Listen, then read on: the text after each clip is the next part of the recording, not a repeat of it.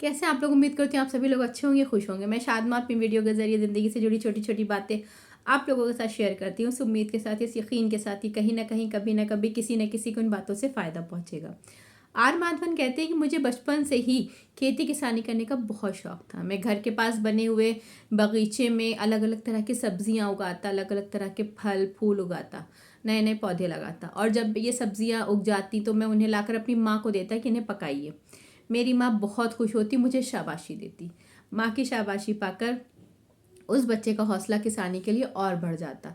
लेकिन जैसे जैसे आर माधवन बड़े होते हैं, उनका ये शौक उनका सपना बन जाता है, और जब ये बात उनके पिताजी को पता चलती तो उन्हें बात बिल्कुल नहीं अच्छी लगती। जैसे कि सभी मिडिल क्लास फैमिली में होता है कि लोगों को लगता है कि अगर बच्चा किसान बन जाएगा तो वो क्या कमाएगा, उसका क्या भविष्य होगा, वो कुछ नहीं कमा पाएगा, क्योंकि खेती किसानी में उतना पैसा नहीं लोगों को मिलता था। उनके पिताजी माधवन पर ये प्रेशर डालते हैं कि वो ये सब छोड़ें, पढ़ाई करें और जॉब करें। आर माधवन आईआईटी जेई का एग्ज़ाम देते हैं, उस एग्ज़ाम को क्लियर कर लेते हैं, उनका एडमिशन आईआईटी चेन्नई में हो जाता है मैकेनिकल इंजीनियरिंग में। आर माधवन अपनी डिग्री कंप्लीट करते हैं, उसके बाद उन्हें ओएनजीसी कंपनी में जॉब मिल जाती है। उस जॉब में, उसका जॉब का जो प्रोफाइल होता है उसमें समुद्र में जहाँ से तेल निकाला जाता है वहाँ पर उनकी ड्यूटी लगती है, जिसमें 14 दिन लगातार काम करने के बाद कर्मचारियों को कंपनी 14 दिन की छुट्टी देती थी। उन 14 दिनों की छुट्टी में, क्योंकि किसानी आर माधवन का पहला प्यार था, वो उसे भूल नहीं पाते।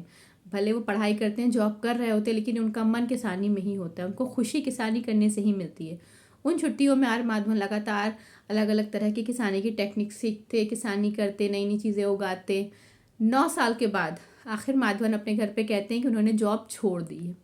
उस वक्त भी उनके पिता को ये बात उनकी बहुत ही बेवकूफ़ी वाली लगती थी कि इतनी अच्छी सैलरी वाली जॉब छोड़ के कोई किसान क्यों बनना चाहता है। लेकिन माधवन कहते हैं कि मैंने इतना पैसा कमा लिया था कि मैं चेन्नई में 6 एकड़ ज़मीन खरीद सकूं।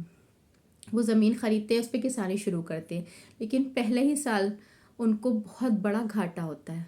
उस ज़मीन पे उनकी सिर्फ 2 टन फसल होती। ये बहुत बड़ा नुकसान होता है, आर माधवन टूट जाते हैं। लेकिन उनको अपने सपने के लिए इतना जज्बा था, इतना जुनून था कि वो कहते मुझे पता था कि मेरी राह आसान नहीं है, और अपनी सफलता पाने के लिए, अपने सपने को पूरा करने के लिए मुझे बहुत संघर्ष करना पड़ेगा। आर माधवन, उस वक्त उनको पता चलता है कि इजराइल में टपक सिंचाई और जल प्रबंधन के लिए बहुत अच्छी टेक्निक है। वहाँ के लोग कम ज़मीन में अपनी टेक्निक के वजह से, अपनी नॉलेज की वजह से किसानी में अच्छा उत्पादन करते हैं। आर माधवन इजराइल जाते हैं 15 दिन के लिए ट्रेनिंग लेने। वो वहाँ पर अलग अलग तरह की टेक्निक सीखते हैं, चीज़ें देखते हैं कि कैसे, किस तरह से कम ज़मीन में भी ज़्यादा फसलों का उत्पादन किया जा सकता है। वहाँ उनकी मुलाकात एक और अच्छे भारतीय से होती है जो कि अमेरिका में रहकर किसानी कर रहे होते हैं। जब वो देखते हैं कि आर माधवन अपने किसानी के सपने के लिए इतने ज़्यादा संघर्षशील हैं, इतने ज़्यादा उस चीज़ के लिए परेशान है कि उन्हें अच्छा किसान बनना है, मेहनती हैं, तो वो उनकी मदद करते हैं। आर माधवन वापस देश अपने आते हैं और फिर से उन टेक्निक्स को लगाकर किसानी शुरू करते हैं। आखिर 8 साल बाद उनको सफलता मिलती है और पहली बार उनको किसानी में प्रॉफिट होता है। आर माधवन कहते हैं कि मुझे शुरू से पता था कि मेरा डिसीजन ये आसान नहीं है। मुझे अपने सपने को पूरा करने के लिए बहुत संघर्ष करना पड़ेगा, आत्मविश्वास के साथ उस चीज़ के लिए डटे रहना पड़ेगा, दृढ़ता अपनानी पड़ेगी, चीज़ें छोड़नी नहीं हैं। मुझे गिरना है, उठना है, कोई मेरी मदद करे या ना करे, कोई मेरा सहारा बने या ना बने, लेकिन मुझे अगर अपना सपना पूरा करना है, सफलता पानी है, तो संघर्ष लगातार करना है। अपने आत्मविश्वास को बनाए रखना है, आत्मबल को बनाए रखना है। आर माधवन की ज़िंदगी का टर्निंग पॉइंट तब आता है जब एपीजे अब्दुल कलाम राष्ट्रपति जी के साथ उनकी 15 मिनट की मुलाकात 3 घंटे में बदल जाती है। आर माधवन कहते हैं उस वक्त एपीजे अब्दुल कलाम आखिर में कहते हैं कि इंडिया को आर माधवन जैसे कम से कम 100 और लोग चाहिए। ये कहानी एक ऐसे इंसान की सफलता की कहानी है जिसने अपने सपने को अपना लक्ष्य बना लिया, और उस लक्ष्य को पाने के लिए इतनी ईमानदारी से मेहनत करी, इतना संघर्ष किया कि आखिर में अपने लक्ष्य को पा ही लिया। इस कहानी में सफलता के लिए वो सभी लेसन मौजूद है जो हम सभी इंसानों को सीखना चाहिए अगर हम अपने जीवन में सफल होना चाहते हैं। तो सॉरी, सफलता के लिए कुछ ऐसी चीज़ें जो हम सभी को अपने जीवन में ज़रूर अपनानी चाहिए। पहली चीज़, सपना देखिए और उसे अपना लक्ष्य बनाइए। आप जो भी चीज़ें बनना चाहते हैं, जो भी जीवन में करना चाहते हैं, कुछ भी पॉसिबल नहीं है। हम सब इस दुनिया में आए हैं इस दुनिया में जितने काम हैं, अगर कोई और दूसरा इंसान उस चीज़ को कर सकता है तो हम भी इंसान हैं और हम भी कर सकते हैं। इस यकीन के साथ आप जो भी सपना देखते हैं उसे पूरा करिए, उससे अपना लक्ष्य बना लीजिए, उसे टारगेट बना लीजिए और उसमें पूरी ईमानदारी और पूरी मेहनत के साथ उस सपने को पाने में जुट जाइए। ये पहला पड़ाव होगा आपकी सफलता की तरफ, आपका पहला कदम। दूसरी चीज़, एक्टिव रहिए। जो भी आपको अवसर मिलते हैं अपने आसपास, अपने गोल से, अपने टारगेट से रिलेटेड जो भी आपको कहीं भी अवसर मिले तो उसको अपनाएं। उसको आत्मविश्वास की कमी की वजह से या आपको ये डर लगे कहीं आप फेल ना हो जाओ या पता नहीं ये फ़ायदा होगा ये नुकसान होगा, इस डर से ऊपर उठकर, क्योंकि सफलता की राह में आपको रिस्क लेना पड़ेगा, लेकिन आपको अपने ऊपर इतना आत्मविश्वास होना चाहिए कि आप जो भी डिसीजन ले रहे हैं आप उसमें पूरी मेहनत, अपनी ताकत झोंक देंगे और अपने डिसीजन को सही साबित करेंगे। नेक्स्ट है, अपनी सफलता के लिए आप खुद जिम्मेदार बनिए। आप सफल हैं या असफल, इसके लिए पूरी जिम्मेदारी आपकी ही होनी चाहिए। जैसा कि आपने सुना होगा कि लोग कहते हैं कि आप गरीब परिवार में पैदा हुए, इस पर आपका कोई अधिकार नहीं, लेकिन अगर गरीब आप मर जाते हैं तो ये आपकी जिम्मेदारी, आपकी गलती है। मतलब हम जो भी अपने जीवन में करते हैं, जो भी चीज़ें पाते हैं या नहीं पाते, कहीं ना कहीं सबसे पहले उसके लिए जिम्मेदार हम हैं। अगर हम अपनी लाइफ में सीरियस नहीं हैं, अगर हमारे पास कोई गोल नहीं है, अगर हम नहीं चाह रहे कि हम 10 साल बाद कहाँ पे खुद को देखना चाह रहे हैं, हमें कोई आइडिया नहीं है, हम लाइफ में इतना कंफ्यूज हैं, हम में वो दृढ़ता नहीं है, वो काबिलियत नहीं है, तो हम इसके लिए दूसरों को जिम्मेदार नहीं ठहरा सकते। नेक्स्ट चीज़ है अच्छी संगत का असर।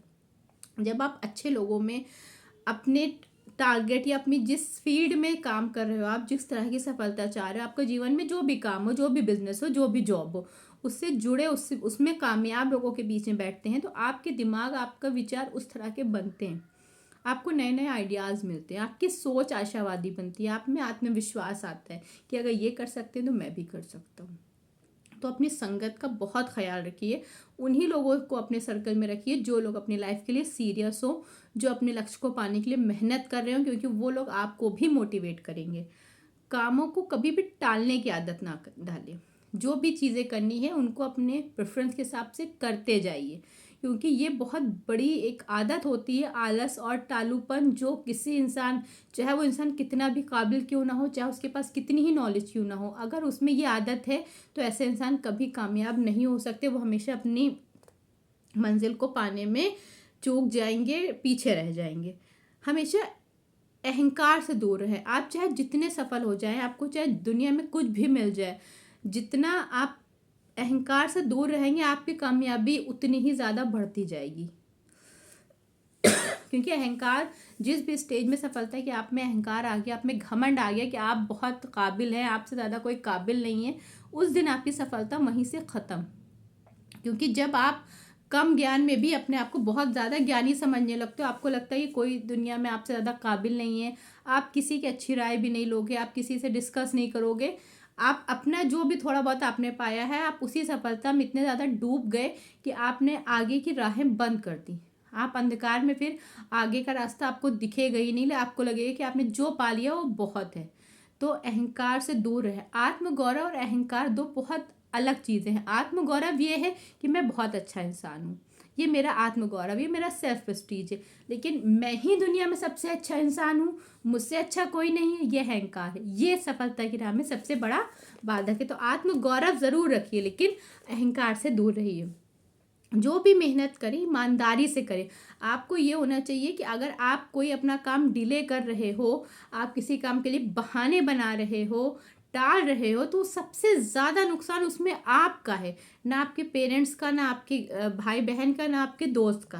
लेकिन अक्सर ऐसा होता है, हमें लगता है कि हम पढ़ाई के लिए बहाना कर रहे हैं या जॉब के लिए, तो हम दूसरों को धोखा दे रहे हैं, बल्कि असलियत में हम खुद को धोखा दे रहे होते हैं, क्योंकि हमारी लाइफ है 10 साल बाद आज जो हम गलतियाँ करें उसका भुगतान हमें ही भुगतना होगा, किसी और को नहीं। तो ईमानदार रहे, ईमानदारी से मेहनत करें, व्यवहार कुशल बने, आपका नेचर, आपकी बातें इतनी अच्छी होनी चाहिए जो सफलता की राह में अगर कोई भी इंसान आपके साथ जुड़ रहा है तो वो आपके व्यवहार से इतना खुश हो कि वो आपकी कहीं ना कहीं मदद कर पाए। क्योंकि सफलता की राह में बहुत से लोग ऐसे होते हैं जिनसे हमें काम निकालना होता है, जो हमारी ज़रूरत जिनसे पूरी होती है, अलग अलग तरह के लोग मिलते हैं हमें, तो हमारा व्यवहार इतना अच्छा होना चाहिए, इतना पोलाइट, इतना हम्बल होना चाहिए कि लोग हमें हमारी अच्छी इमेज के साथ याद करें। लोग हमें, अगर हमें कहीं किसी की ज़रूरत पड़ती तो उनकी हेल्प मांग सकें। रुकावटों का सामना जब भी करें तो हिम्मत के साथ करें, साहस के साथ करें, हिम्मत ज़रूर बनाए रखें। क्योंकि ये बिल्कुल माइंड सेट करके चलें कि अगर आप किसी आपने बड़ी चीज़ के लिए टारगेट करा है, कुछ बड़ा आप पाना चाहते हो, तो उसमें आपको मेहनत करनी ही पड़ेगी। इसमें कोई दो राय नहीं है, इसका कोई ऑप्शन नहीं है, आपको मेहनत करनी ही करनी है। तो जो भी मुश्किलें आ रही हैं उनको हिम्मत के साथ, आत्मबल के साथ, सकारात्मकता के साथ उनको फेस करें। क्योंकि जो सफल लोग होते हैं, आपने देखा उनमें ये बहुत कॉमन चीज़ होती है कि वो आत्मविश्वास से भरे होते हैं। वो चाहे जितनी मुश्किल में हो फिर भी उनका व्यवहार, उनकी सोच पॉजिटिव रहती है। उनको ये यकीन होता है कि मैं कर लूँगा, मैं इसको सॉल्व कर लूँगा, मैं चीज़ें ठीक कर दूँगा। जो भी काम कर रहे हैं अपना 100% ये ज़रूर सोचे कि चाहे कोई भी किसी भी लेवल पे काम हो, कभी ना सोचे कि जब मैं उस पोस्ट पे पहुंचूंगा तब मैं मेहनत करूंगा। नहीं, जो भी आपको काम मिला है, जिस भी लेवल पे, आपको उसमें इतना 100% अपना देना है, इतनी ईमानदारी से काम करना है कि आपकी कामयाबी, आपको कामयाब करने के लिए दूसरे लोग परेशान हो जाए कि नहीं ये बहुत काबिल इंसान है, बहुत मेहनत, ये और डिजर्व करता है। तो आपकी कामयाबी जब आपसे ज़्यादा आपके कंपनी में जहाँ पे भी आप काम कर रहे हो उनके लिए प्रायोरिटी हो जाए कि नहीं, इस ये इतना काबिल इंसान, इससे इसको छोटी पोस्ट दे के मैंने गलती करी। अगर किसी ने कहीं कहा है कि एक झाड़ू लगाने वाले को भी अपना काम इतनी परफेक्शनिस्ट, इतनी खूबसूरती के साथ करना चाहिए कि अगर देवता भी ऊपर से निकल रहे हो तो वो रुक कर पूछेंगे यहाँ पे किसने झाड़ू लगाई है। तो जहाँ पे भी हैं, जो भी आप काम करें, आप जॉब में हैं, आप बिजनेस में हैं, आप कहीं भी, कोई भी, अपने काम में कभी कोताही नहीं, अपना बेस्ट दीजिए। क्योंकि काबिल इंसान अपनी काबिलियत से अपनी वैल्यू बढ़ाता है।